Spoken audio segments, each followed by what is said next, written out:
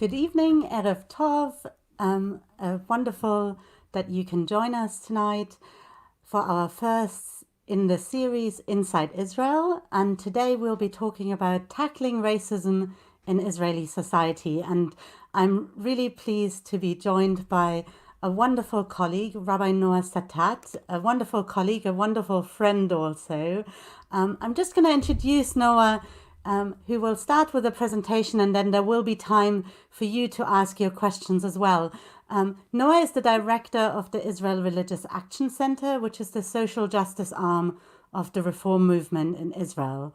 She's charged with leading the staff of the organization, developing and implementing social change strategies in the fields of separation of religion and state, women's rights, and the struggle against racism, which is our topic today.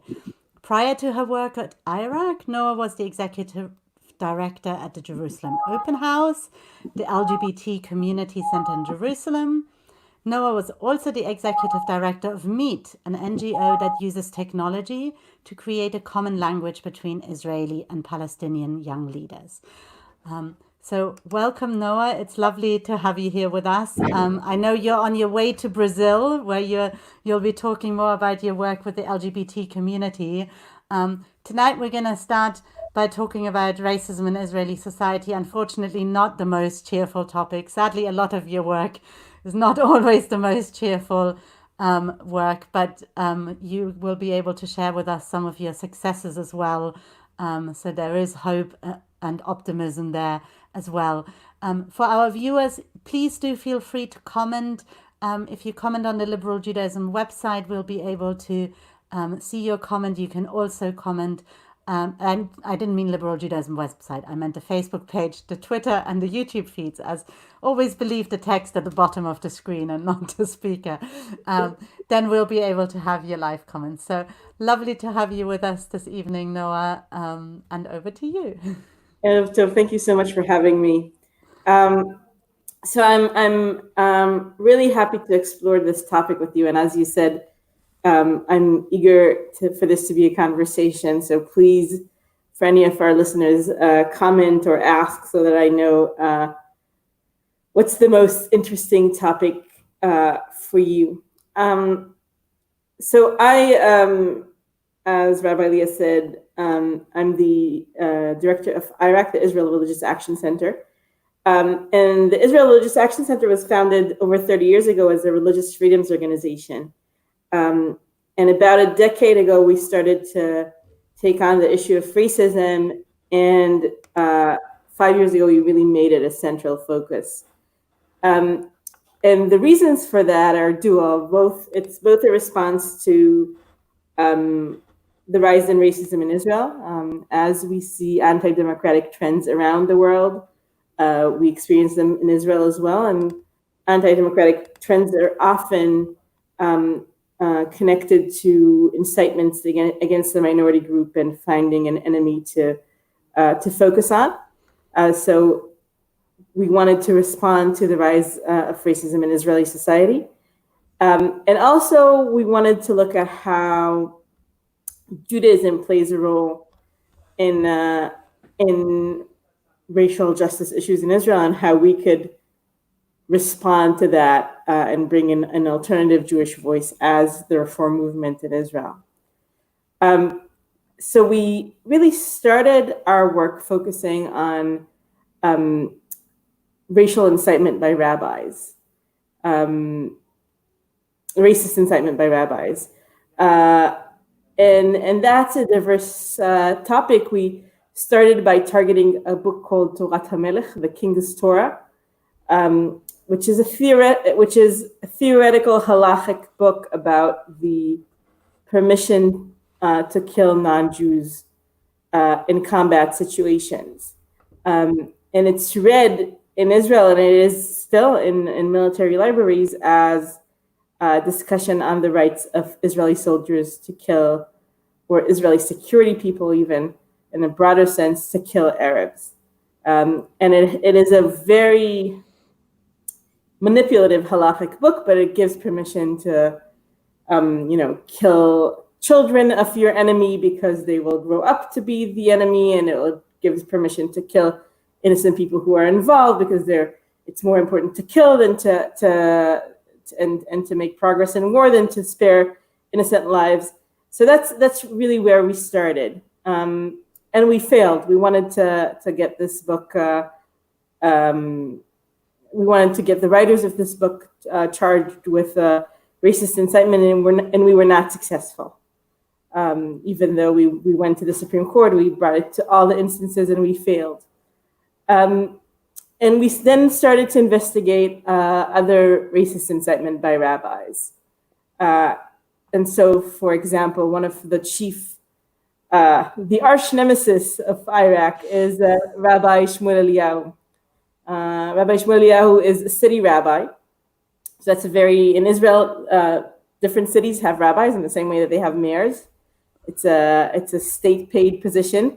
It's ranked in civil service in the same level as a judge, so it's a very distinguished position in civil service.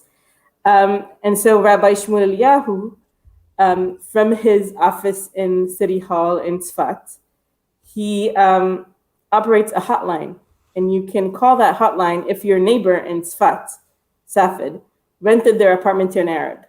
And when you call the hotline, the rabbi will use city resources to track down the neighbor that rented the apartment to an Arab and try to first convince them that it's not a good idea. And if convincing fails, then he will say that, renting apartments to Arabs is endangering our daughters, the fabric of our society. And if that doesn't work, the rabbi will issue a cherem, an excommunication, so that person who rented their apartment to an Arab can't go into any of the synagogues in Tzfat. So just to clarify, just to clarify for our listeners. So this was about a private person, a Jew who owns an apartment, who decides, okay, I need new tenants, and I've just rented it out to an Arab. This is not like, a big developer coming to try and take over an entire neighborhood. This is really targeting individuals, right? Absolutely. There's a new medical school in Tzfat. So in the past decade, since and maybe we'll get to that when we speak about Corona, since there are so many Arabs in the medical professions in Israel, that's brought more Arabs into the city of Tzfat. So that's one of the main reasons, and he's against targeting very specific private people. And so that's an example of the multiplicity of things that he does. Actually, just today we issued a complaint about his statements by him saying that anywhere that we let Arabs be in the land of Israel, that they will grow to be our enemies and bring disaster. So these are like the usual comments, and we've been trying to get him fired from civil service because that's not the way people act in civil service. And presumably also some of the or a lot of the tenants are Israeli citizens, right? When we're talking about Arabs, they will be Israeli citizens. Yeah, absolutely. We're only talking about Israeli citizens. And inside the 21%, let me go back a little bit. 21% of the Israeli population is Arab. The Israeli citizens. We're not talking here about Palestinians who live in the West Bank, although of course we're not. We're against incitement against them as well. But this rabbi focuses on incitement against Israeli citizens.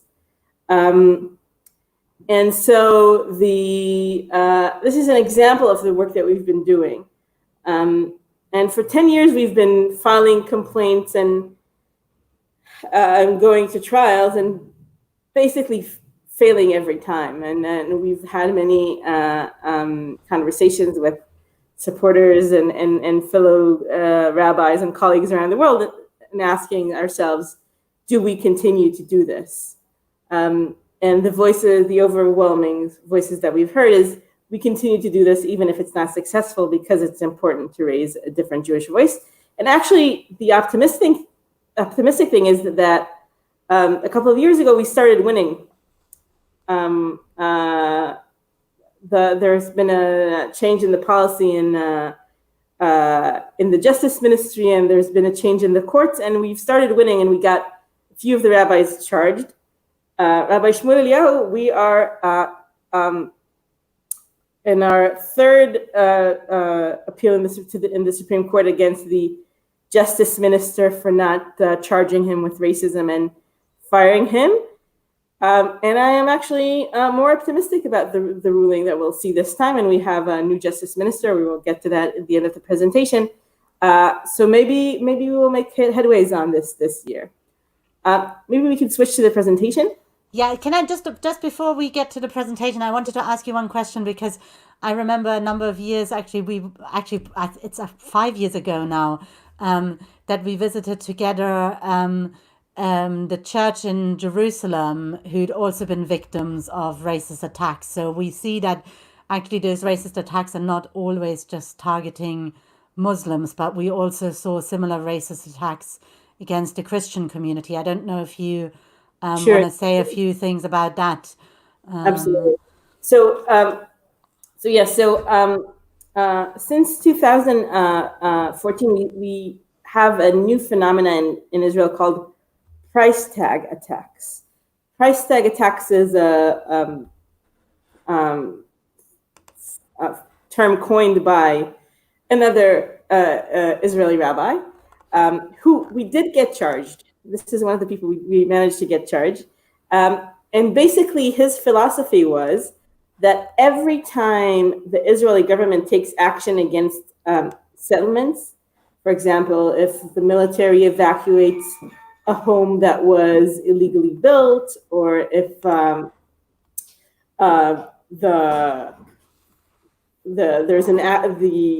military arrests or stops settlers who are getting into new land, then I want to just emphasize this is a very extremist group. It does not represent all the settlers. Then there is an attack against Arabs. And these attacks, we know that they are all part of the same group because they write price tag. So for instance, you would see some sort of action against settlements, and then there would be either a church that is vandalized or burnt, mosques that were burnt, and the most extreme price tag attack was the burning of the Dawabshe family in the Duma village, where they actually burnt a family that was sleeping in the home, and we followed that case for a long time and gave support to the one remaining child from that family. And so this is all part of the racist attacks. And actually, from the price tag attacks, they're basically targeting non-Jews. So a lot of it is about attacking churches that are not. We have multiple churches here in Israel from all denominations. They're not necessarily Arab, but also mosques, just Arab villages. It's mostly vandalism, but it sometimes gets more violent than that. One of the things that we have worked on, we were successful with the previous Minister of Police, and we're hoping to be successful with this the current Minister of Police, is to get the police to investigate these crimes more seriously. And we actually managed to get a special unit in the police to investigate these events that went unsolved for years, and they did make some arrests. The last Minister of Police was less into investigating that, and we're hoping that the new Minister of Police, Amir Ohana, who is very right-wing in his perceptions, but is very into the rule of law, may take that on again. But yes, this is part of the violent atmosphere happening in Israel. Sorry, I think we're going to go to your presentation. I'm sorry, I just... No. Thank you for reminding me. So let's skip just one more. Let's skip one more slide. There we go. So one of the major things that we did in 2019 is that we had 3 election campaigns during the year. During these election campaigns, we worked to disqualify Kahanas candidates. So I like talking about this because it really exemplifies the way we work and the challenges we face, and also the significance of what we do, I think. So just to frame the big democratic debate and then go into the details of what we do, one of the ways we wanted to contribute to the struggle for democracy in Israel is to think about how we draw a red line. Is that an expression in English? It's an expression in Hebrew. Yeah, it works in English as well. Great. So how we draw a red line when we talk about incitement and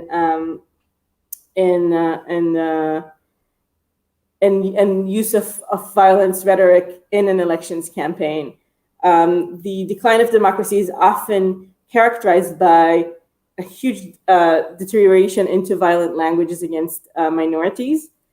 And marking a red line against that seems critical to us. In the Israeli election system, people who incite to racism are not allowed to run for Knesset. This was a law, an adjustment to the elections law that was passed by the Likud government in the early 80s as a response to a Knesset member called Meir Kahana, who was basically came up with the Jewish supremacist ideology. And he had an extremely racist platform. He got into the Knesset, he got 1 seat, and he got into the Knesset. And the response overwhelmingly of all the parties was that he was an outcast. Nobody came to hear him when he spoke in the Knesset. And in order to prevent him from running again, the Likud included this legislation that people who incite to racism cannot run for Knesset. There are other limitations. People who support terrorism can't run for the Knesset, and there are other limitations in the law. Since 1993, when Kahana was banned from running, nobody else was banned, and his students have been trying to run, sometimes successfully and sometimes not successfully, for quite a few decades now. And as we saw the rise in incitement, we wanted to use our expertise to try and block them from running. And so in the 2012 elections, we tried to disqualify, we're seeing here Michael Ben-Ari. You see behind him, there's like this red circle, and inside it says, Kahana Tzadak, Kahana was right. It's the slogan of all Kahana supporters. And he really identifies as a student of Kahana. And so in 2012, we tried to disqualify him. And we came to court and we said, and we brought some of our newspaper quotes with the racist things that he said. And this is a hearing in front of the Supreme Court. The Supreme Court said, this is not proof enough. You know, you brought me these 6 quotes. There's no process of investigation in the Israeli Supreme Court, so maybe it was misquoted, maybe he didn't really say it. And because the right to run for Knesset, for parliament, is such a basic right, we cannot take it away from somebody based on this evidence. So we said, okay, we got you. In 2015, we came back with 200 newspaper clippings saying, you know what are the odds that 200 quotes are wrong? Turns out it's not enough. So the court again said to us, this is not evidence. So from 2015 to 2019, we've been collecting evidence, video evidence against Kahanist candidates or potential candidates. And so in 2019, we came against Michael Ben-Ari to the Supreme Court in the first elections with 40 pieces of video where he, in his own voice, incites to racism. And then the Attorney General, who has to give his opinion to the court, basically wrote a supporting position supporting our demand to disqualify, and said, given this evidence, I have no option but to support the petition to disqualify. And Kahanas candidates ran in 3 election campaigns, and we managed to disqualify them, to disqualify 3 of the 4 who were running. I also think that it's really important to see that in the first and second election campaigns, both the Likud party and the Jewish Home Party, the right-wing parties, were aligning with the Kahanists, creating all sorts of alliances with them, and building blocks with them. And in the third elections, they were already outcast, and they got very few votes. They couldn't have any of their leaders on the list, so they just brought some anonymous people in. They got very few votes, and not only were they not allowed to run, but their legitimacy in Israeli discourse has really declined. And I think that it's a very important contribution that we've made to the Israeli democratic system. And I'm hoping that we can continue to do this work and push back against extremism. And it shows the importance of keeping at it, even if at first you don't succeed, right? I think absolutely. That's really one of the lessons from this, is to say, like you were talking about the rabbi from Tzfat, well, maybe it just needs more, and maybe one day we will win. And we never succeed at first. It's always about failing and getting up again for us, and learning, but kind of crafting the right legal and judicial tools is a lot about what we do, and also a lot of what we do. Maybe we can switch to the next slide, is about monitoring. So this is a hate group called Lehava. Lehava is an acronym for, Lehava means flame in Hebrew, but the organization's name is an acronym for Lemeniat Hitbolelut Be'eretz HaKodesh, for the prevention of assimilation in the Holy Land. This organization does what racists around the world do, and it hypersexualizes Arab men, and uses that, which is kind of like the intersection of sexism and racism, to say we have to be violent against Arabs in order to protect our women.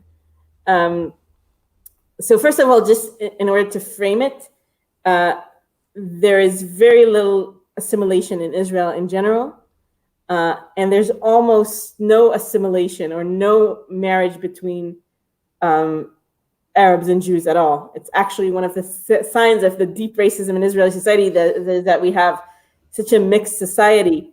But we have maybe 2 or 3 dozen couples a year that are marrying Jews and Arabs together. So the intermarriage of Arabs and Jews is not a real issue in Israel, but they're trying to make it an issue in order to create an atmosphere of fear and violence. Their ideology, for instance, is that they want the city center of Jerusalem, which is a very mixed area, to be clean of Arabs so that it's safe for Jews or safe for Jewish women. And you can see in the top photo there, kind of like they have these shirts and they train. And we have been trying for a long time to indict the leader of the organization that you can see in both photos. And again, it took us, we've been tracking the organization since 2009. In 2017, after 90 complaints and 2 Supreme Court appeals, the state announced that they would charge the leader of the organization. And after another appeal last year, they, which was just holding the state in contempt for not doing what they were promised that they would do, they charged him late in 2019, and actually his trial began last month. So now what we're doing is we are following up on the trial and seeing that that it is actually followed through. But this kind of work is, we're in the city center of Jerusalem on midnight every Thursday, which is when this group is around. We talk to Arab staff at restaurants in the city center of Jerusalem, hearing their experiences. So it's very hands-on work that gets us to where we can actually succeed in creating these big precedent-setting cases in the Supreme Court. And kind of, if we're talking again in the framework of democracy, the existence of military groups outside of the system is also sometimes can be used when democracies are not very stable to undermine democracy. And that's one of the reasons why it's important for us to stop this group.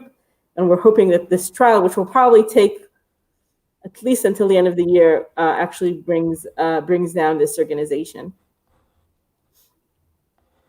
Can we move to the next slide? I think that's the video, right? So let's not start the video yet.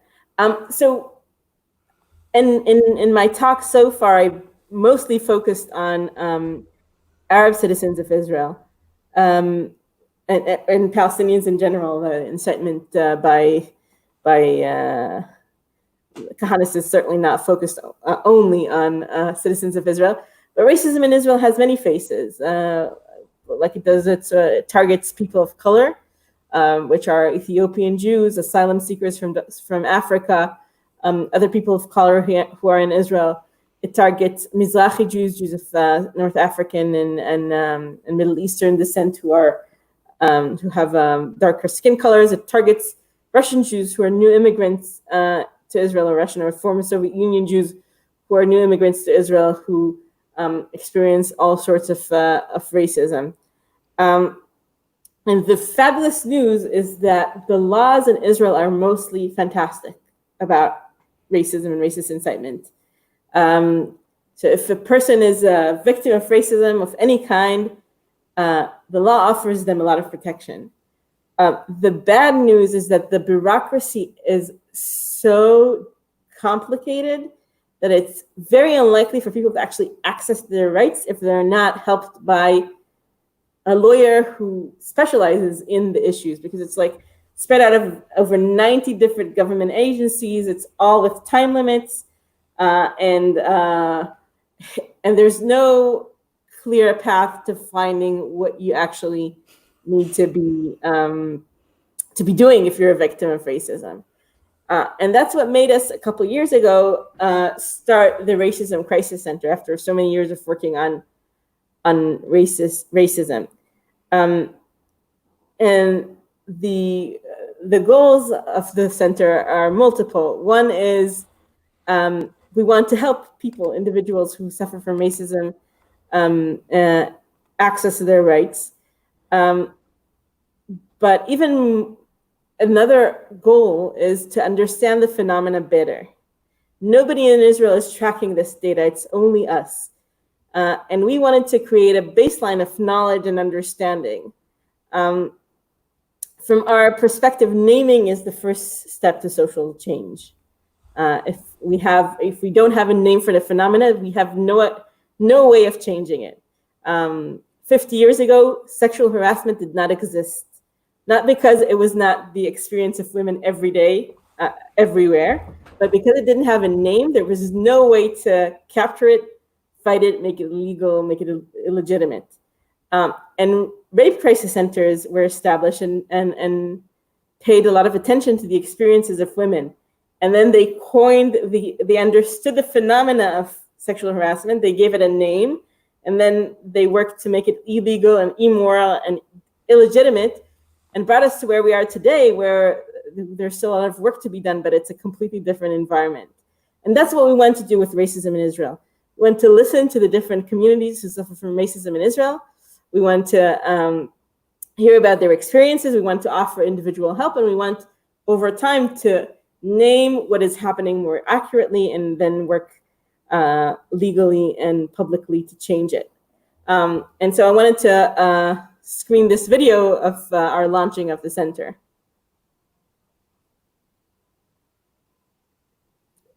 This isn't... סביר להניח שהבוקר שלי התחיל דומה לשלכם. שעון מעורר, תרצוח שיניים, קפה, פקקים, עד כאן, הכל סטנדרט. אבל אז אני אקבל הודעת וואטסאפ קטנה, ומכאן הבוקר שלי והבוקר שלכם נפרדים. שלום למיס, את באמת נראית לי אחלה בחורה. לי זה ממש לא מפריע להזכיר לך את הדירה, אבל השכנים קצת התנגדו. אני בטוח שאת מבינה. בצהריים, אני, ואם לא אני, אז ערבייה אחרת, ואם לא ערבייה אחרת, אז אתיופית. ואם לא אתיופית, אז רוסיה.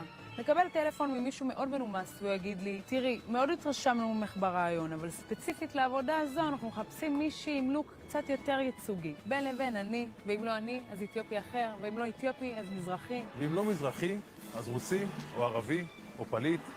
ייתקל בשוטר ברחוב, שבדיוק יחליט שהכי דחוף לו, זה לעיין לנו רגע בתעודת זהות.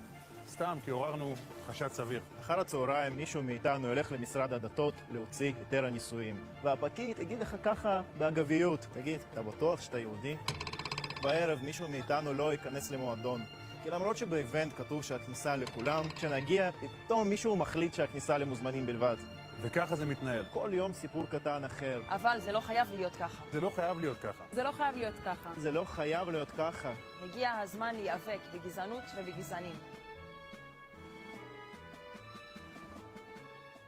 המרכז לנפגעי גזענות.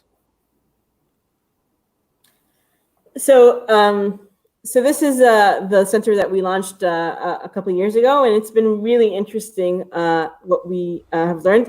This ad that we made as a viral ad, we managed to get it as a PSA, and it ran on Israeli television for over a year. One of the things that we've learned in 2019 is that the major place where racist discrimination happens is public transportation.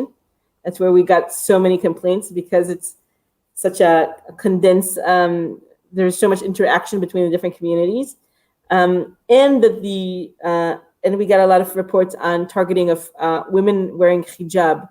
So in 2020, we launched a campaign about the discrimination of women wearing hijab, and that's the PSA that's currently running on Israeli television.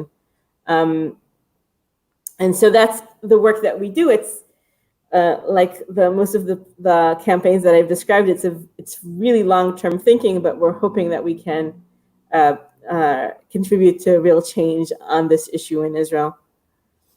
Can we switch to the next slide?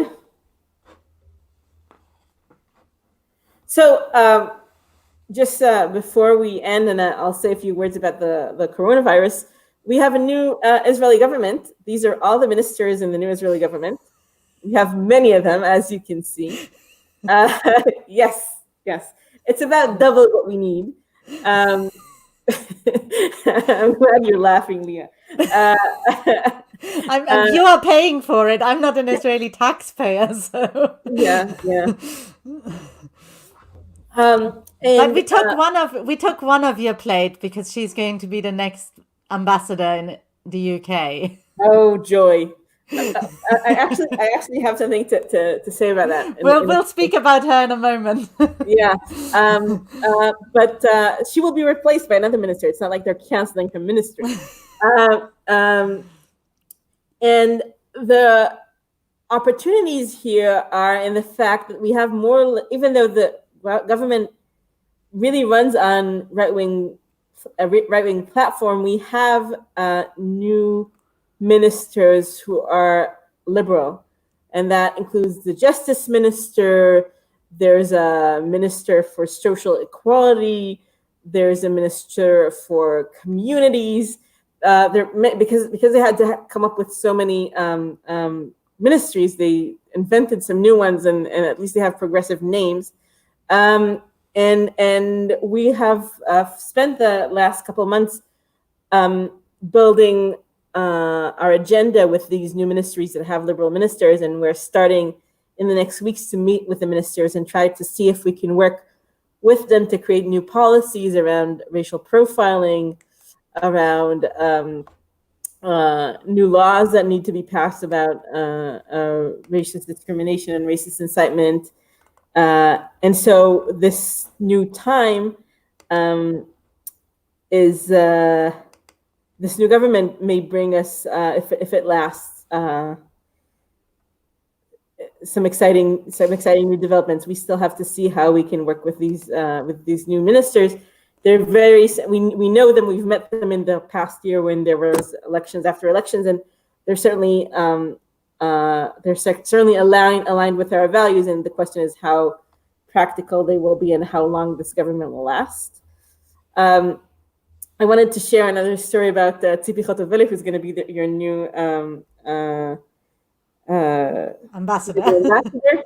And so we met with her, Rabbi Rick Jacobs, and I met with her a few months ago when she was the Ministry of Diaspora Affairs. And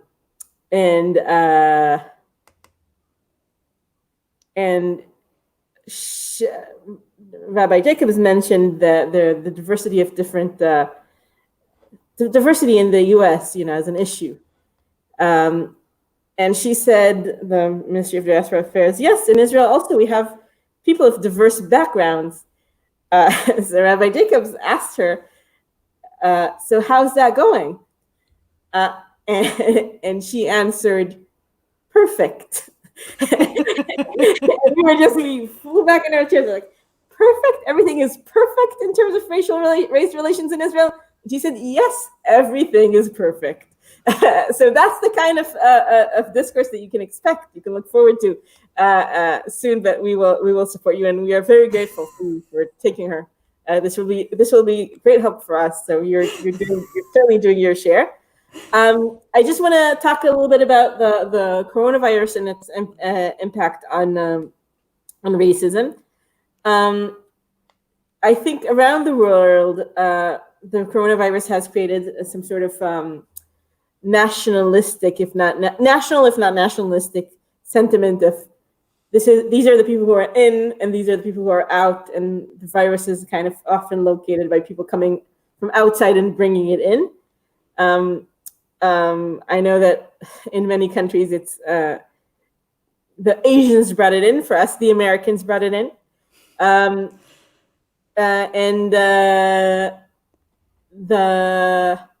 So we're worried about kind of this nationalistic sentiment, this national sentiment becoming nationalistic and racist.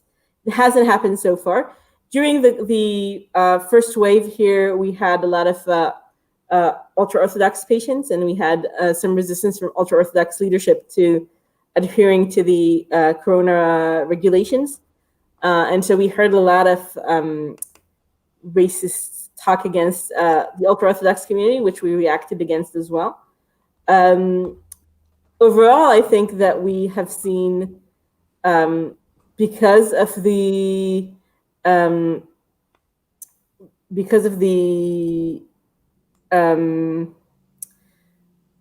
large participation of Arabs in the medical professions, that when the government or the hospitals put out ads, it was really moving to see that they included in the visibility, they included Arab doctors and medical professionals. That was very good to see. In general, since people are not going out and interacting in the public sphere, there's less racist reports. But as things reopen, we will have to see what comes next. Thank you. And I know you just mentioned that you also spoke out about the incitement against the ultra-Orthodox community at the beginning of the pandemic. I think it's worthwhile saying here, also because not every listener will be aware of it, that a lot of the work that you do is also work on behalf of ultra-Orthodox women, for example. We haven't had a chance today to talk about the work you do on gender segregation, but most of the work, or a lot of the work that you do in that field actually benefits most directly ultra-Orthodox women. So I think it's just important for our listeners to know as well. If there are comments, then do please post them. So we have about 5 minutes left to to ask questions. Maybe while we're waiting to see if there's somebody who wants to come in with a question, I just wanted to talk, just because it is the 1st of July, and that was a deadline that I think many of us in the diaspora who feel very close and loyal to the state of Israel, but who believe in values of democracy, were sort of waiting with fear and trepidation, because it was supposed to be the day that Netanyahu announces the annexation, or his annexation plans. It does not appear that we have heard anything. I don't know if you want to just briefly, you spend a lot of time talking with politicians, just share with us where you think we are. Do we just have to hold our breath for a little bit longer, or is this maybe a positive sign? So for anyone who has ever worked with Israelis, you know that accuracy is not our strong suit. So we're late for everything. We're also late on this. But I just want to describe the process of annexation as I understand it, and the prospects of it happening. So I think that in many ways, we're in a race against the clock here, or the annexation is basically a bill that will pass in the Israeli Knesset, that will extend the Israeli legal system. Currently, the borders of Israel, or the 67 borders, expanded to include East Jerusalem and the Golan Heights. And all of the other West Bank and Gaza borders do not, the Israeli law does not apply there. They're governed under martial law. So any Israelis or Palestinians living there are governed by martial law. The extension of Israeli law on this land, or parts of it, will bring up make a peace agreement in the future even more difficult than it looks like right now, and also create a big question about any Palestinians living in that land. We are now in July 1st, and we have not seen a draft of a bill. I mean, it's not even leaked anywhere. And the bill will have to pass 3 readings. And this all has to happen before the end of July, when the Israeli Knesset goes into recess. The recess is the right word? Yeah. Excellent. The recess will start at the end of July and continue until after Sukkot, end of October, which is very close to the beginning of November, when we have elections in the US. And I think that's where we should be focusing on right now, because those elections will really determine the fate of the annexation. So now I think the question is, will the Israeli government be able to pass the legislation before the end of the month? It is possible. It certainly is possible, but I'm doubtful. Surveys showed that about 4% of the Israeli population is interested in this question right now. Israelis are more interested in health and economy right now. So I don't know about the political will to do it, but I think it's really important for any of us who have, to use our voices to speak out about the danger in the annexation. Both us in Israel, we're doing it, and around the world, and to see if we can delay this. If we're able to delay this to the next session, I think that we may be able to. And if there's a change in government in the U.S., I think that we may be able to avoid the whole thing. Wonderful, thank you. I am aware that you are about to travel to Brazil to speak on a panel there, so I don't want to overstay our welcome. I just wanted, for our listeners, I just wanted to say that in a sense we're continuing the theme in the next couple of weeks, and it sort of links all a little bit in with what Noah is talking about. Next week will be Rabbi Neil James will host Benji Maor and students from the Leo Baeck Education Center in Haifa to talk about their work in building community. Haifa, a very mixed city also, and they're doing some great work Fabulous. in their own way to tackle racism by encouraging pluralist society and communities interacting with each other. So that's a really great connection. And then the following week, we're hoping to have a representative of Iraq again joining us for a session on talking a little bit about the refugees, African refugees in Israel, also joined by a couple of representatives of refugee charities, hopefully. We're working in typical Israeli fashion, so I can't quite confirm yet all the guest speakers, but I can tell everyone that it will be fabulous. So our series Inside Israel continues to run all the way through in July, except the last week in July, because that's Tisha B'Av. But it's always at 6:30. The last session will be a little bit less political, although next week probably isn't as political either. But then in the last session, we'll be looking at the new Israeli Reform prayer book. So we're looking forward to that, and maybe also exploring a little bit the social justice themes in that. So thank you so much, Noah, for joining me this Thank you for evening. having me. Always a pleasure. You're a great friend. You're one of my real life heroes. I know the Thank work you you. do in the trenches is so important for saving the soul of the state that we love. So And thank thank you you. for supporting us. This is critical for us to be able to continue to do our work. Thank you for everything that you do for Israel. And we've shared with everyone already the links to Iraq. Iraq is a not-for-profit, so if you do want to support the work, please do think about supporting them financially. If you wanted gift aid eligible, I think you can do that through the New Israel Fund in the Absolutely. UK, and just mark your donation for the Israel Religious Action Center. So now I've even given you a pitch for donations. Thank you, you. Noah. Thank you to all our listeners for joining us, and we look forward to welcoming you again. Rabbi Neil James looks forward to seeing many of you again next week with the students and Benji Maor from the Leobeck Education Center in Haifa. Thank you.